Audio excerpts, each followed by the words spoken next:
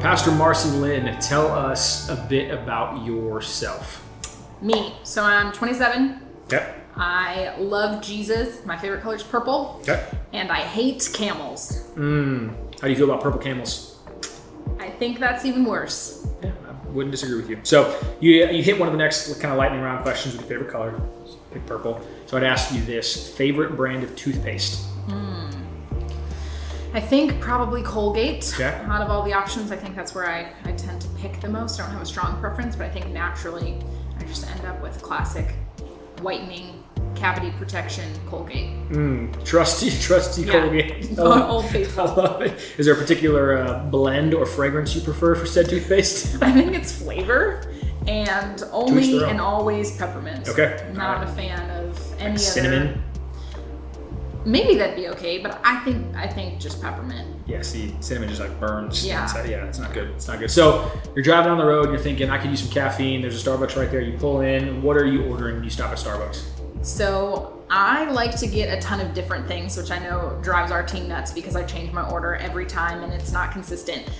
So I like to kind of switch it up. I like most things there. I can't do black. We'll never drink black coffee. Okay. It's too bitter for me. But my classic go-to, if anybody were to show up with one at any point in time, it would be... Is this a cue? Should we put that on the screen? Yeah, if they could just like write this down, take notes. For sure. Everyone knows this. Would be like an iced caramel macchiato. Done. Whip, no whip? For iced, no. If you're doing frappuccino, then yes. Okay. Yeah, not a frap guy myself, but this is about you. So, want some fast food? Where are you going? Chick-fil-A. Chick-fil-A. What are you getting? Either their classic chicken sandwich, no pickles, or chicken strips. Okay. All right. You do sauce on that at all? Ranch. Ranch. Which I know I'm going to get the hate because of the Chick-fil-A sauce. But I like the ranch better than the Chick-fil-A sauce. Yeah, okay. All right. Well, hit us up. #ranch, #Chick-fil-A. We won't see it because we don't manage any accounts to those are hashtags, but just do it anyway. Who's your favorite teammate? I don't think I'm allowed to answer that question. We can wait. So. No, okay, that's fine. Marcy, how did you become a pastor? Yeah, so I was serving as a community group leader actually in Refuge when I was in college. So when I was in middle school, the youth group meant a lot to me. I had a great community group leader who really invested in me. And so I wanted to kind of participate in that same space. And so I was a community group leader when I was in college, going to school for ministry. And then when I graduated, Christ Community offered me a job on staff as the middle school pastor. So that's kind of how I ended up being here and being a pastor. Cool, that's awesome. So you mentioned at the top of this spot that you love Jesus, right? That makes you a disciple. That qualifies you as somebody who's following after Jesus. And so in your own personal walk with Jesus, how have you experienced God? And I ask that question because I think one of the things we see when we open our Bibles, we see God as a bit of a complex being. I don't mean complicated, but multifaceted. We see many attributes and characteristics that make God who he is. And I think one of the really cool ways, or maybe one of the sweet ways that God engages us in our walk with him is by revealing certain attributes of himself to us. So as you've walked with God in your own life, what are some of the attributes that have really stood out as ones that mean something to you in your personal relationship with God? Yeah, I think one of the really cool things about following Jesus is that in different seasons, he reveals himself to us in different ways. Yeah. And as we're walking through different things, we get to know him more intimately as a God of, many different things, and that's a really awesome space. And so I think in different seasons he's revealed himself to me in a lot of different ways, but one I think that really sticks out in a season for me was God being my refuge and what that has meant in my life. Yeah, no, that's really good. Obviously there's a story in there somewhere, right? It's meaningful to you. So I'd love for you to just take the next little bit of time and kind of talk to our students a little bit about what it looks like to have experienced God as your refuge, maybe where you found that in scripture, what that's meant to you, and how they might engage God in the same way. Yeah. We see God described as being our refuge in a lot of different places throughout Scripture. And today I want to talk a little bit about how God has revealed himself to me in my life as being my refuge. But I want to start by talking about what that word means. And so the word refuge means a condition of being safe from harm. It means being sheltered from pursuit or trouble. That word is a picture of being a safe place to breathe, to be held, to be safe and protected. A refuge is a space that is protection from the things happening around you. And so we see this idea of God being our refuge a lot throughout the book of Psalms. And so today we're going to be looking at Psalm 46, which has meant a lot in my life as I have experienced God revealing himself to me as my refuge. Psalm 46 verses 1-3 says, God is our refuge and strength, an ever-present help in trouble. Therefore, we will not fear, though the earth gives way and the mountains fall into the heart of the sea, though its waters roar and foam and the mountains quake with their surging. This first couple verses of this chapter paints this really aggressive and violent picture. It's talking about how the earth is giving way, the mountains are falling into the heart of the sea, that waters are roaring and foaming, that mountains are quaking. It's this really, really intense word picture of everything crumbling, like your world ending. It's intense, it's scary, it's aggressive, it's violent, it's chaotic. And yet these couple verses right away introduce this idea that God is our refuge and our strength, that he is our help in times of trouble, that because God is our refuge, we have nothing to fear. The chapter 46 goes on in verses 6 and 7 and says, nations are in uproar, kingdoms fall. He lifts his voice, the earth melts. The Lord Almighty is with us. The God of Jacob is our fortress. These verses continue to expand this idea that when my world is in trouble, that God is my refuge, that he is with us. And this idea of him being our fortress means he blocks us from the chaos, from the things that seek to destroy us.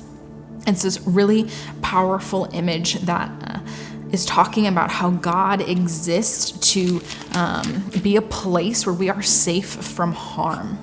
It even says that his voice melts the earth. And what that means is that his power cannot be rivaled. There's nothing that will be able to overpower or overtake God as our refuge. Continuing on in verse 10, it says, he says, be still and know that I am God. I will be exalted among the nations. I will be exalted in the earth. The Lord Almighty is with us. The God of Jacob is our fortress. And this whole chapter is describing God who acts as my hiding place, my refuge. My God is a God who stands over me and in front of me. He protects me and he keeps me safe. God is a God who seeks to shelter us, who does it out of love, out of saying, you are my child, and I'm going to stand in front of you, over you. I'm going to be your protection, your covering, a safe place. And now, I think it's important to note that the psalmist in this chapter is not saying that bad things aren't going to happen. In fact, the psalmist paints this really intense picture that very bad things are going to happen and may be happening right now. The psalmist is saying that bad things will happen, and yet in the midst of that chaos, in the midst of when it feels like our world is falling apart, that God offers me a safe hiding place because God is my refuge.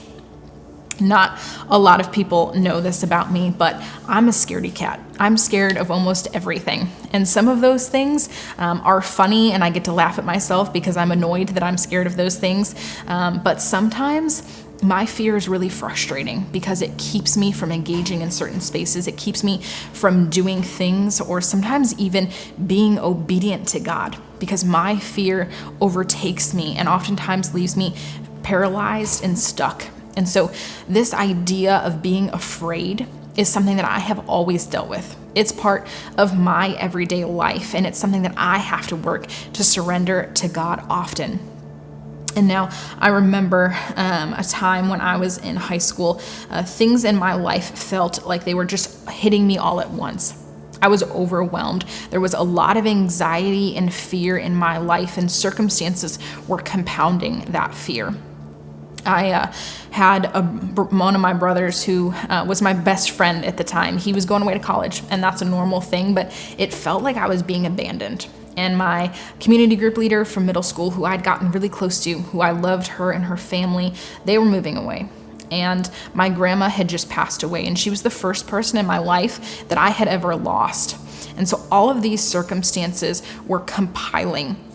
I was fighting with my best friend, and I didn't know what was going to happen. I was afraid that I was going to lose her. I had friends that were dealing with depression and anxiety, and I wanted to help and take those things away from them, and I didn't know how. All of these things were piling up on me, and I was so overwhelmed. It felt like the psalmist described, that my world was just falling apart, that everything was in chaos, that my world was ending. And this was just a crazy time where I felt pressure and fear, and I felt like I was alone. There was pressure to be the best athlete, daughter, sister, student, all of these things that I could possibly be. And then God showed up and revealed himself to me as my refuge.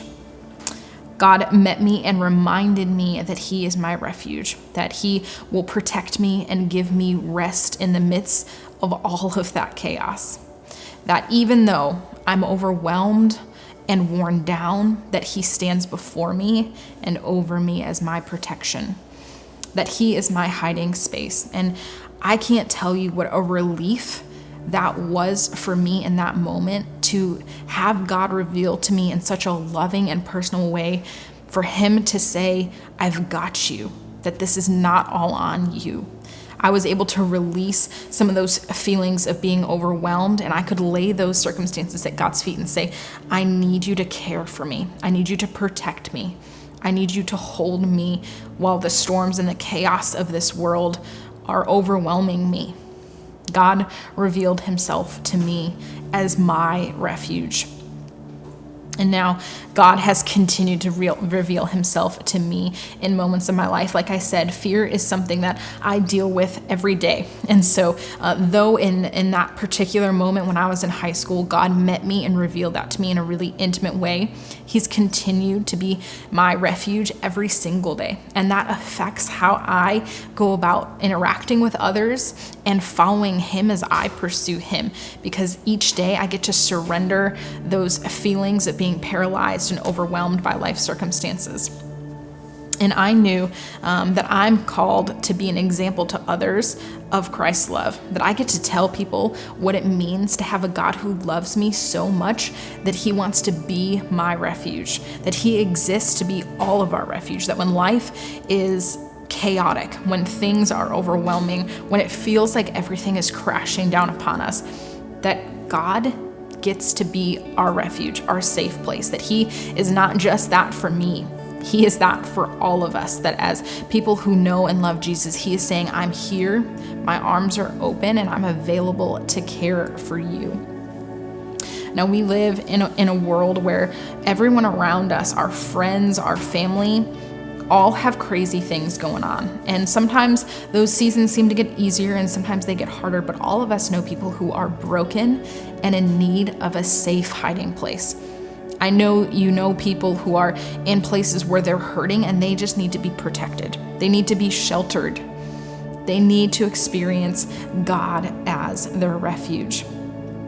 Now, I don't know what your circumstances are in life right now, but I know that God met me and revealed himself to me as my refuge, and that has changed my life. It has allowed me to take my fears and lay them at God's feet and say, God, protect me, be my refuge, cover me, be my shelter and my hiding place, my fortress, something so impenetrable that nothing can overcome you. And I've been able to live out of that freedom, knowing that my fears don't stand anything in comparison to who God is, that those things just crumble before him. Knowing God as my refuge has helped me understand who he is and his heart for me more than I ever have, because God loves me and he desires to be a safe place, a place of hiding and protection for me in the midst of life's chaos. So no matter what happens in life, no matter what's going on, how crazy and violent life may get, know that God is our refuge. So, guys, we just listened to Pastor Marcelin share a bit of her story about how she's seen God show up in her life, seen the attribute of God as refuge really prevalent in her walk with him. As you guys look at your own walk with Jesus, your own experience with God, how have you seen him as a refuge in your own life? Go for it. Yeah, I was just going to say, for me, it translates through God's peace being brought into my life. I think of Philippians, where he's talking about when you feel anxious to bring those things to God in prayer and in thanksgiving, and the peace of God, which surpasses any understanding you have, guards your heart and your mind in Christ Jesus. And that's kind of, to me, the idea of refuge, that when there is fear or anxiety or crazy stuff going on in my life, that I can bring that to Jesus, pray about it, ask him to work in that and to help me through that and to answer prayers in it. Thank him for the good things that he's doing despite of those things. And he promises to give us his peace in those moments. And that peace surpasses whatever may be going on. It might not make sense in that moment, but he gives it to you. And so that's kind of where I see it play out, is feeling that peace from him. Yeah.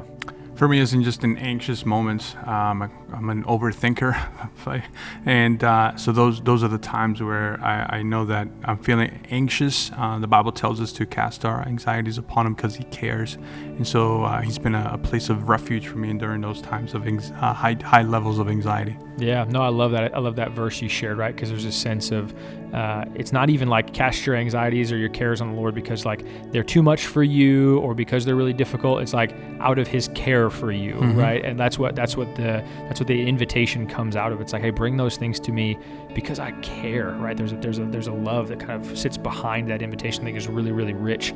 I think that when I think about refuge, there's a peace about that. There's like a stillness about it, right? Refuge in some sense is like a structure of some kind, right? They're like, my job is simply to enter in and stay, right? Like there's no working for, it's just to sit and enjoy. And I think there's like a beauty in that.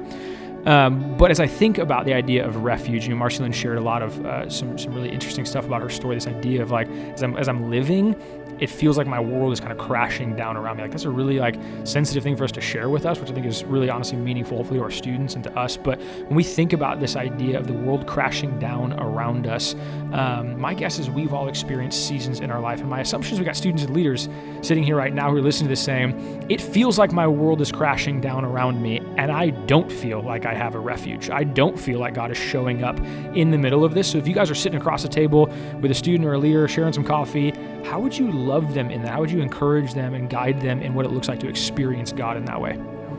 I think for me, I'd start with saying, like, I get it. Like, there are times in which God feels distant, right? And it feels like he's not near to you, and that going to him feels at times fruitless. Like, I've tried, and it just doesn't feel like he's there. And so, like, that's not uncommon. I think we all go through seasons where that is the reality we're experiencing with our relationship with God. And I'd say to continue to pursue that despite hitting those roadblocks, because there's a level of seeing that over time and seeing God show up again and again, sometimes in even the darkest places where we have to wait to get to that point before he shows up in a way that we really see and notice. And there's a level of trusting him in that is hard to do.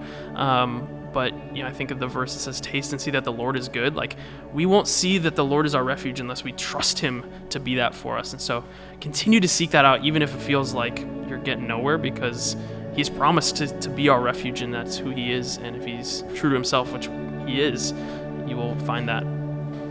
Yeah, the writer of Hebrews, for me, writes that when we approach God, we must believe that he is, and that he is a rewarder of those who diligently seek after him. And so kind of what you were saying of there's a stillness, there's a peace, there's a stronghold that we must approach and enter into. And like you said, James, just being there over time. In those times, there's a couple of things that we're promised in this life, and even Jesus mentioned that in this world you will have trouble, right? But be of good cheer, for I have overcome the world. And so I think that there's something about this life that is going to be hard. We're going to have those ebbs and flows of hardship, but I think that the promise is that he will be with us to the end of the ages, to whatever, helping us to navigate through those things. And so, I would say the same. I hear you. It's a tough season, but let's continue to hold on to the faith that we proclaim boldly.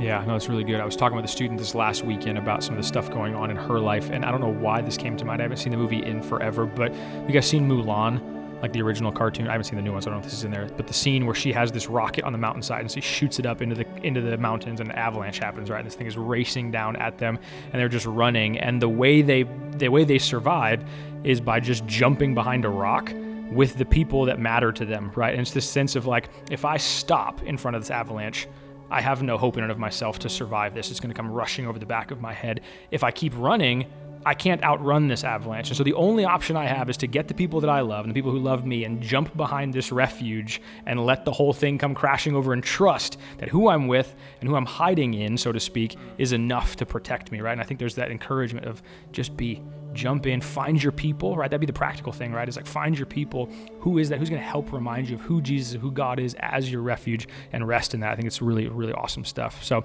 you guys are going to continue this conversation in your own community groups, asking some of these same questions of one another and of yourselves. And so our hope, our prayer is that you guys would walk away tonight with a greater understanding of what it looks like that God is your refuge, always with you, ever present, your safety, your help in time of need. We love you guys. Have a great discussion.